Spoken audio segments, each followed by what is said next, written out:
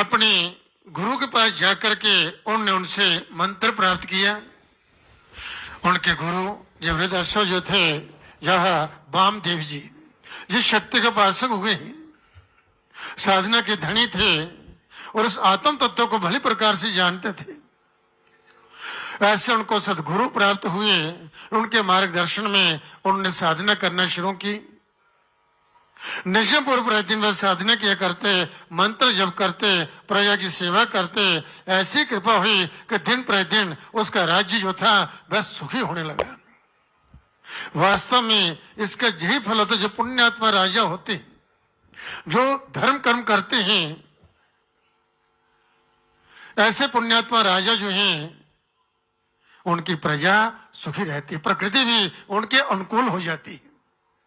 उनके जो संकल्प होते हैं वह सब परिपूर्ण होते हैं। ऐसे ही इन राजा के राज्य में प्रजा सुखी होने लगी। किसी को कोई कष्ट नहीं, कोई रोग नहीं, कोई शोक नहीं, किसी पर कोई विपत्ति नहीं, कोई विघ्न बाधा नहीं। सभी एक सद्मार्ग पर चलते हुए अच्छा जीवन जीते। अब दिन प्रतिदिन राजा का राज्य जो था उत्तरोत्तर वृद्धि को प्राप्त होने लगा। धन धान्य की वृद्धि होने लगी। किसी को कभी नहीं, सब और आनंद ही आनंद है, मंगल ही मंगल है। ये सब देख करके एक दिन राजा के मन में विचार आया कि मैं यज्ञ करूं। यज्ञ करूं, कहते हैं कि 100 यज्ञ करने से, 100 अश्वमेध यज्ञ करने से इंद्र पद की प्राप्ति होती है। अब भक्ति से उसका जीवन सुखी हुआ, उसका राज्य सुखी हुआ, प्रजा सुखी हुई, किसी चीज की कमी नहीं। परंतु अब जो है उसको जी लोभ आ गया कि इंद्र पद। तो 100 यज्ञ करने से इंद्र पद की प्राप्ति होती है, मैं क्यों ना यज्ञ करूं। ऐसा मन विचार आया तो यज्ञ करने लगा। ऐसे यज्ञ करते करते उसके बहुत सारे यज्ञ हुए और मन में यही विचार है, बड़ी श्रद्धा से वह यज्ञ करता और कोई वहां पर उसके यहां पर आता, सबको प्रसन्न करता। एक दिन उनके गुरु जो थे वे अपनी तपस्या में तल्लीन थे। एक दिन बहुत समय हुआ तो उसने विचार किया, मेरा शिष्य राजा बृहदस्व जो है क्या कर रहा है, उसका राज्य कैसा चल रहा है, ये सब जो है वह किस तरफ बढ़ रहा है, क्या अध्यात्म की तरफ चल रहा है कि नहीं, क्या वह साधना करता कि नहीं करता है। गुरु हमेशा अपने शिष्यों का, जो सदगुरु होते हैं, अपने शिष्यों का मंगल चाहते हैं, उनका कल्याण चाहते हैं, उनका पूरा ध्यान रखते हैं। अपने ध्यान द्वारा भी वह गुरु जो है वह अपने शिष्य का कल्याण कर देता है।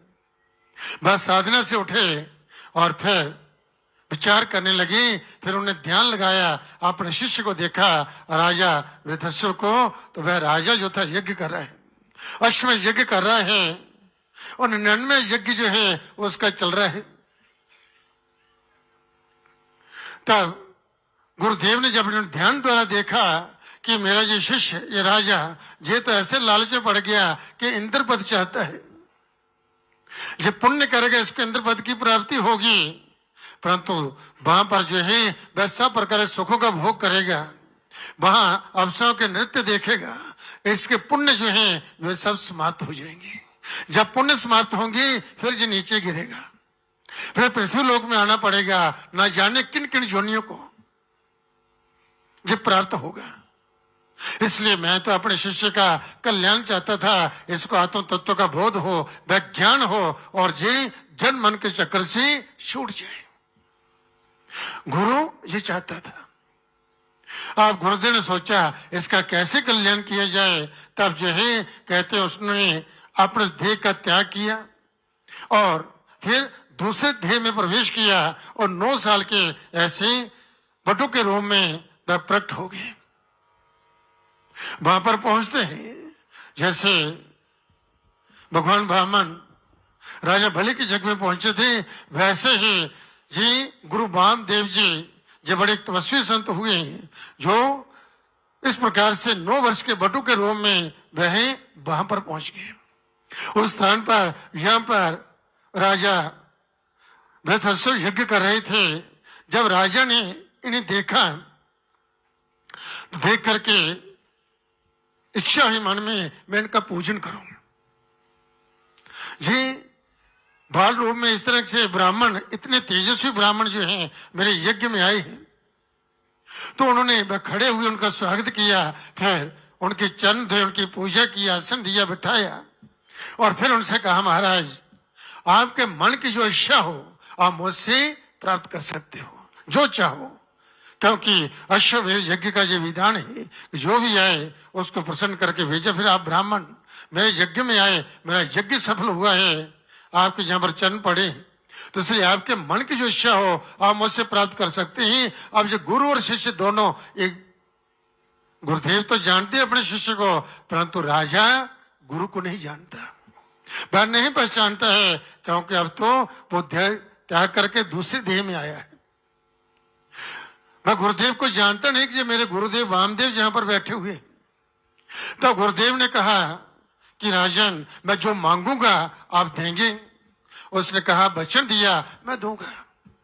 तब उन्होंने कहा कि संकल्प करो, जो मैं मांगू आप दोगे। तब उनसे संकल्प कराया। तब उन्होंने कहा आप चाहे मेरा राज्य मांग लीजिए, मैं देने के लिए तैयार हूं, जितना सोना चांदी जो कुछ आपको चाहिए मैं देने के लिए तत्पर हूं, दूंगा, वचन से पीछे नहीं हटूंगा, इसलिए आप मांगिए। संकल्प हुआ। तब गुरुदेव ने कहा कि जो तेरा है सो मेरा हो जाए। मुझे और मां के मैंने कुछ, मैं मुझे क्या चाहिए, कुछ नहीं चाहिए, बस जो तेरा है सो मेरा हो जाए। जे एक ही शब्द जो था उनने जिस सब मांग लिया, उन्होंने कहा जो तेरा है सो मेरा हो जाए, बस यही मांगता हूं। तो राजा ने कहा कि ठीक है, जो मेरा है सो आपका हो जाए गुरुदेव, तो आपका हो जाए। उसके बाद गुरुदेव ने कहा कि राजन आपने जिस सब तो दे दिया, अब जो दान किया आपने, अब दक्षिणा भी होनी चाहिए। तो दक्षिणा के बिना दान सफल होता नहीं, इसलिए अब दक्षिणा दीजिए। तब राजा ने अपने पुत्र की ओर देखा। जैसे अपने पुत्र की ओर उसने देखा तो गुरुदेव ने कहा जो तेरा है सो मेरा हो गया। अब पुत्र पे तेरा अधिकार नहीं है, जो तेरा है सो मेरा हो गया। जब आपने जी कह दिया, संकल्प किया, अब जी आपका कैसे हो सकता है। कहते हैं कि राजा ने जहां जहां दृष्टि डाली, जहां जहां उसका मन गया, वहां वहां गुरुदेव कहते हैं जो तेरा है सो मेरा हो गया। अब कहते हैं चाहे भगवान की लीला, जब गुरुदेव का कोई चमत्कार था, उसको एकदम ऐसी झपकी लगी राजा को, बैठा हुआ है तो एकदम वह राजा देखते हैं कि मेरी मृत्यु होगी, मृत्यु होगी, मैं जमलोक में पहुंच गया।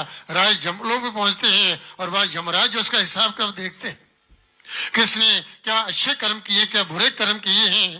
तो जब लेखा जोखा सब देखा गया कि इसने 99 यज्ञ जो किए हैं 100 यज्ञ पूरा हुआ नहीं इसका।